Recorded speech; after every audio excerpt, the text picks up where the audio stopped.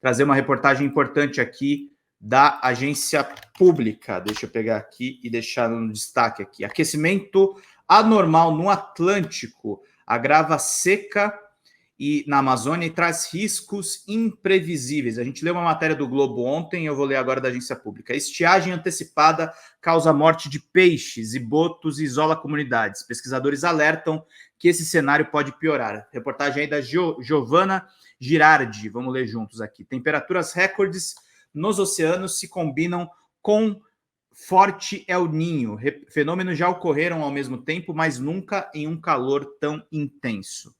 Imagens dramáticas da mortalidade de peixes e de botos, relatos de ribeirinhos ilhados sem conseguir se deslocar por conta do baixo nível do rio no Amazonas, começaram a aparecer nos últimos dias e chamam a atenção para a grave estiagem que atinge a região, revelam os impactos que já estão sendo sentidos por conta do aquecimento global. Pesquisadores ouvidos pela agência pública acreditam que a combinação entre temperaturas anormalmente altas das águas do Atlântico Norte e a ocorrência do fenômeno El Niño agravou a seca e ainda pode ter consequências imprevisíveis. Os meses de agosto, setembro e outubro, quando ocorre o chamado verão amazônico, são tradicionalmente secos, mas neste ano, de acordo com o relato de cientistas que estudam a região, o quadro ficou mais grave e a estiagem se instalou de modo mais rápido. O engenheiro ambiental Ian Fleischmann, que fez o monitoramento dos rios do Instituto do Desenvolvimento Sustentável Mamirauá, conta que a situação é catastrófica. O Mamirauá relatou na semana passada, em apenas 3 dias, que cerca de 100 botos rosas e tucuxis, um outro tipo de golfinho, apareceram mortos no Lago Tefé, 550 quilômetros acima de Manaus, pelo rio Solimões, que forma o Amazonas. Olha lá, infelizmente está acontecendo isso. São mais de 100 botos mortos. Até agosto, o nível do rio estava abaixo da média, mas dentro do esperado. Chegou em setembro, ele despencou. O nível dos Solimões começou a diminuir 30 centímetros por dia. Tivemos até que instalar uma nova régua para medir o nível da água. E o Lago Tefé, chegamos a medir a temperatura de 39 graus Celsius, relata o pesquisador. Virou um caldeirão. A média normal é em torno de 30 graus, subiu 9 graus. Cientistas estão investigando se as mortes não estão relacionadas a essas mudanças, mas eles suspeitam que sim. Ainda é cedo para afirmarmos que O Elaine, se você for membra socialista ou comunista, você tem direito a 2 livros.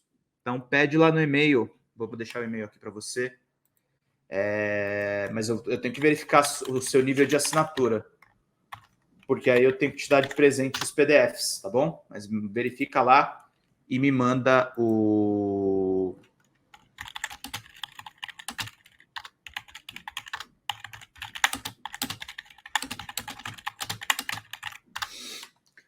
Vamos lá, para todo mundo ficar muito bem informado, meus queridos e minhas queridas. Deixa eu ver aqui o negócio rapidão.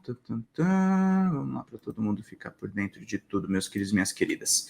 Cientistas ainda estão investigando se as mortes estão relacionadas a essas mudanças, mas eles suspeitam que sim.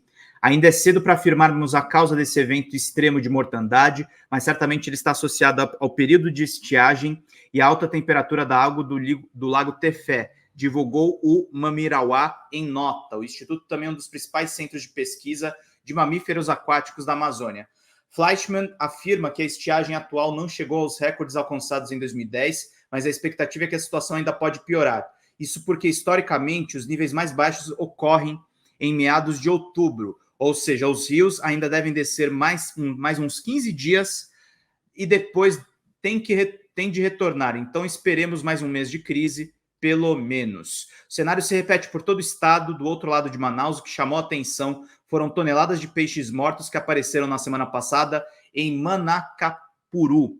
A própria capital do estado vem sofrendo com um problema associado à seca, fumaça de queimadas. O Amazonas teve, em setembro, o segundo maior número de focos de incêndio para o mês desde o início do registro histórico, em 1998. De acordo com o climatologista José Marengo, coordenador-geral de Pesquisa e Desenvolvimento do Centro Nacional de Monitoramento e Alertas de Desastres Naturais, o CEMADEM, A principal suspeita para a forte estiagem é o anormal aquecimento das águas do Oceano Atlântico, em sua proporção tropical e norte, levando a baixa umidade para a Amazônia. A temperatura da superfície dos oceanos vem batendo recordes há vários meses. A isso se soma a ocorrência do El Niño, o fenômeno de aquecimento das águas do Pacífico. As previsões colocam o El Niño, que começou a atuar em meados deste ano, com uma intensidade moderada e forte. As fortes chuvas que atingiram o sul do país já estão na conta dele, e outro impacto conhecido é de levar mais seca para o norte e nordeste do país. Em geral, com o El Niño, os invernos são mais quentes na região centro-oeste, sudeste e sul da Amazônia. A chuva não é muito afetada, mas o que pode ter acontecido é que o inverno mais quente ajudou na formação de uma bolha de ar seca que impede a chegada de frentes frias. Ou seja, o ar mais quente e o solo seco se retroalimentam, formando como se fosse um domo sobre a região, explica Marengo. Já o impacto do aquecimento no Atlântico, ele diz que seria esperado mais para o fim do ano. Estamos na primavera, então é algo relativamente novo nesse sentido, é realmente sem precedentes. Marengo lembra que em 2005 também ocorreu uma seca importante na mesma região, associada ao aquecimento no Atlântico, mas não com temperaturas tão elevadas à superfície dos oceanos quanto agora. Naquela época, porém, a forte estiagem começou mais tarde, em dezembro de 2004, se estendendo até janeiro de 2005. Desta vez está vindo bem mais cedo.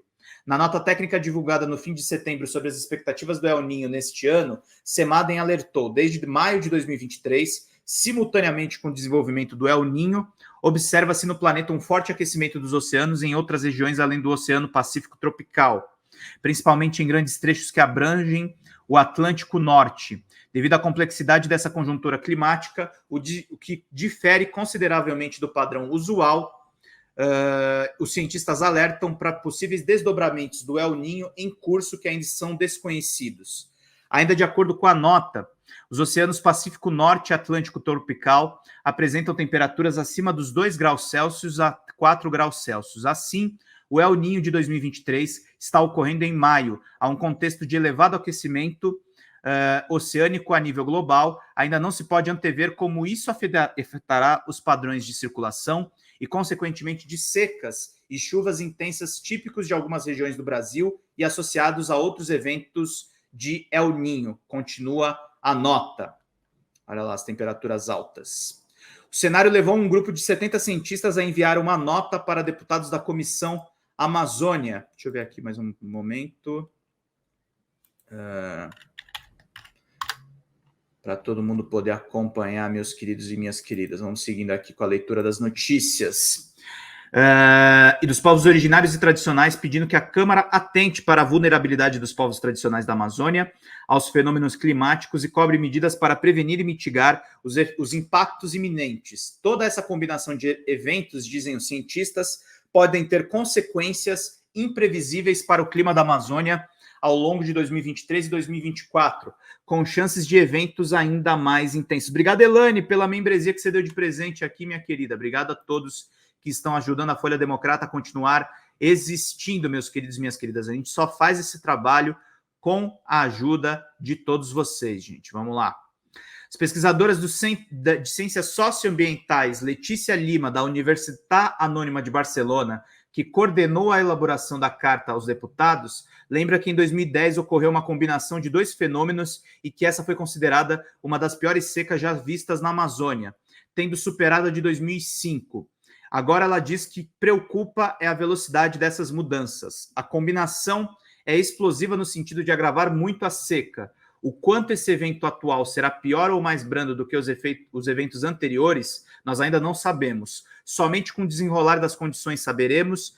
Este ano, o que nos preocupa especialmente é que todos os oceanos estão aquecidos, então não sabemos quais serão as consequências para a Amazônia, mas tememos que sejam crônicas, disse. O nível do que chegamos do aquecimento dos oceanos não tem precedentes, é imprevisível o que vai acontecer com a Amazônia, porque não vivemos essa condição antes. Lima destaca ainda o risco para as populações locais. A maior parte das comunidades rurais, sobretudo as que estão na parte central e norte da Amazônia, são altamente dependentes da navegação para o seu cotidiano, para acessar os centros urbanos e serviços. Mercados também usaram a navegação para escoar a produção do extrativismo e atividades agrícolas, praticamente todo o acesso a serviços de saúde e de educação depende da navegação, mesmo que local ou regional, lembra a pesquisadora. O que as secas passadas nos mostraram é que tudo isso fica profundamente prejudicado, meus queridos e minhas queridas.